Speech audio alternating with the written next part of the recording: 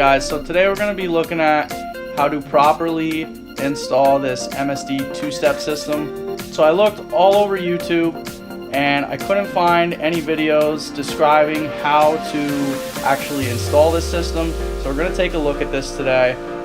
This is a two-step controller that's universal, specifically for LS engines. So that's probably like LS1 through LS9. It is a pretty simple system to install. It's plug and play. I got mine off Summit Racing. You can get them off other sites as well, like Jags or even eBay, or probably many other sites too. It was roughly $250 shipped. I also threw in the $10 overnight fee and got it here pretty quickly. This is an ignition cut system, not a fuel cut system. So what this does is there's adjustability on this so that you can cut the ignition out and build boost off the line. Okay guys, so what's in the box? This system came from Summit, part number 8733. I'll put a link in the description so that way if anybody wants to order this, they can. Like I said, it's for all the LS engines. I have a LS1 5.3 out of a 99 Silverado that I'm using this for. As always, MSD items that I've purchased in the past always come boxed up very nice and neatly. They have all the special protective covering on the wires, etc. This system's very easy, and they come with a nice set of instructions to really explain how to set this system up properly.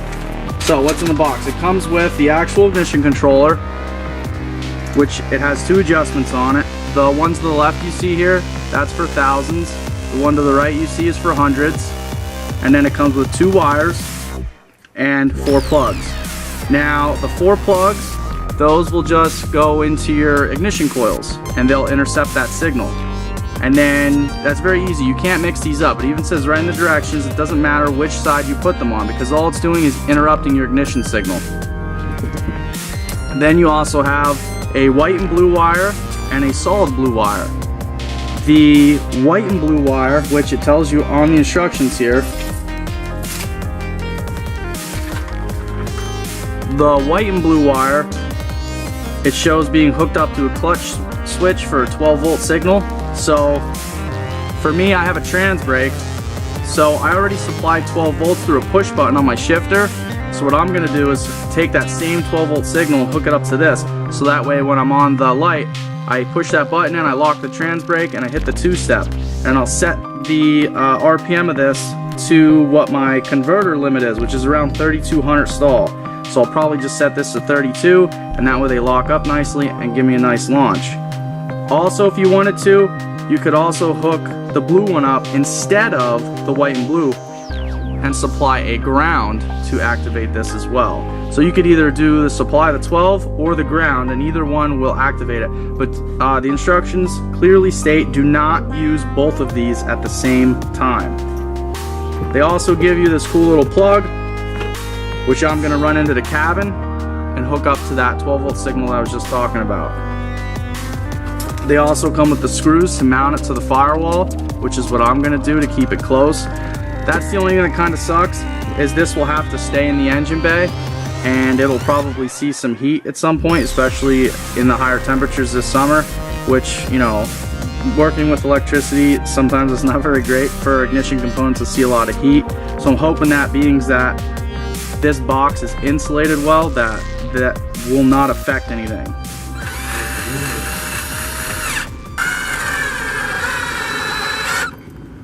Okay, so here's where I decided to mount my two-step box on the side of the strut tower. That way it's really easy to adjust. I'll have both my buttons facing up. And here's where your 2 trigger wires come off of. Now, the only thing I didn't like about this entire kit so far, besides the wires not being long enough to run this into the cabin, was where this mounting bolt is. It kind of is close to the wires, especially the one that I'm using there. As you can see, it might rub through at some point. So I might stick some silicone in there or wrap some electrical tape around that wire to stop that from rubbing through, because obviously you don't want your 12 volts grounding out to the frame.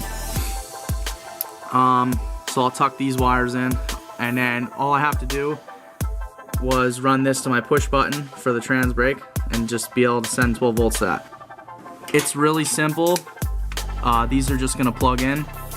We'll unplug the ignition coil. We'll take this, plug it in to the ignition coil.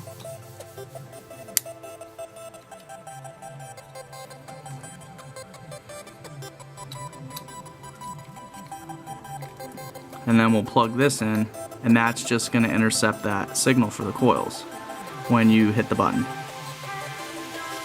And we'll do this to both sides. I have the shorter wire run to this side, and I have the longer wire run to the other side. And I'm just gonna zippy tie them together to the wiring harness and make it look a lot nicer. Okay, so here I have a simple wiring diagram showing exactly how to wire up the two-step module that I'm putting in this car. So here you'll see we have our 12-volt battery source with a positive and negative. Here we have the trans brake coil with a positive and negative to actuate that. Here we have the Hurst shifter in my Mustang with the push button activation, which just lets the positive flow through. And then here we have the MSD two-step box.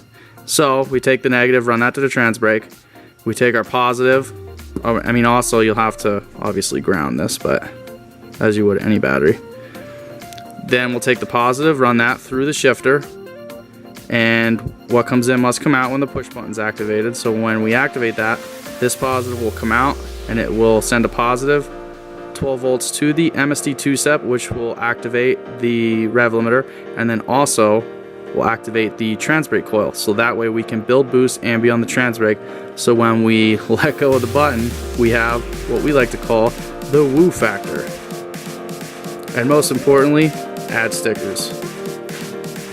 So if you look on the dial there, you'll see the arrow and how it clicks into each position. I'm gonna set mine to 3,000 RPM as a starting point. They come set on 5 right out of the box, so be aware of that.